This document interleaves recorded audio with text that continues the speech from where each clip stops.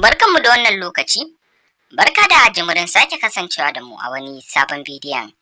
Masu sauraro har kullum muna muku marabalale zuwa wannan tasha tamu mai albarka, sannan muna masu roƙon kar ku manta. Ku kasance da mu ta hanyar danna subscribe kana ku danna alamar ƙararrawar sanarwa domin samun labarai masu inganci game da sabbin bidiyon mu da zarar mun ɗora. Za a sanar da ku cikin sauƙi ba tare da ɓata lokaci ba ko kuma kun je nema. Kar ku manta, ku kasance da mu ta hanyar danna subscribe kana ku danna alamar ƙararrawar sanarwa.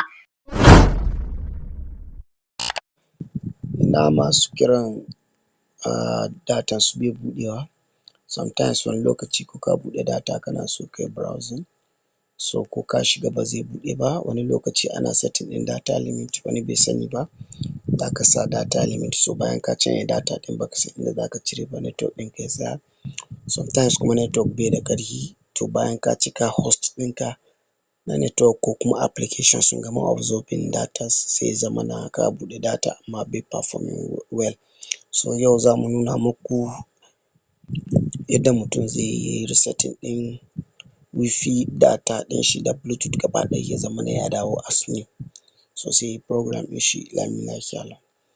So abu na farko dai, idan yau wannan ne shine farkon ka da zuwa wannan channel ɗin, ka danna mana subscribe, ka danna mana alamar ƙararrawa, ka yi sharing zuwa ga abokananka kowa ya gani kuma ya amfana.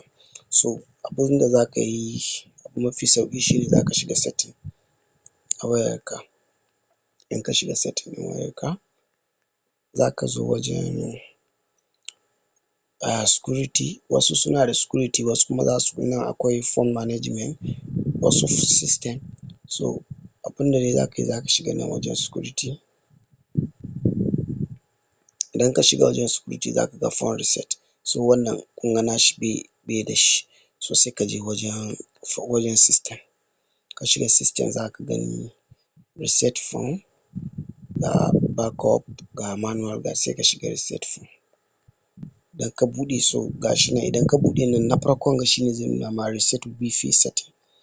So idan ka danna shi shine zai ma resetting. Komai naka ba zai goge ba, amma anything duk abun da kake na data wanda ya absorbing data, ya ci data, ya hana USD charges ya yi blinking up, so zai clearing up gaba ɗaya sai ya dawo as new. So datan ka zai halba kuma zai performance. The only thing abun da za ka yi sai ka taɓa wajen zai nuna ma sim 1 ne ko sim 2. So bayan ka yi setting sim sai ka sa reset. So zai nuna ma ka sa password ɗin wayanka, so sai ka danna, bayan ka sa sai ka danna. So kun gani ga nan wifi had been reset. So kun gani gashi ya nuna notification not aware. So that's yadda mutum zai yi ya riƙa yana clearing ɗin data history ɗin shi saboda ya riƙa samun space da ƙarfin RAM ta yadda zai riƙa accessing ɗin network.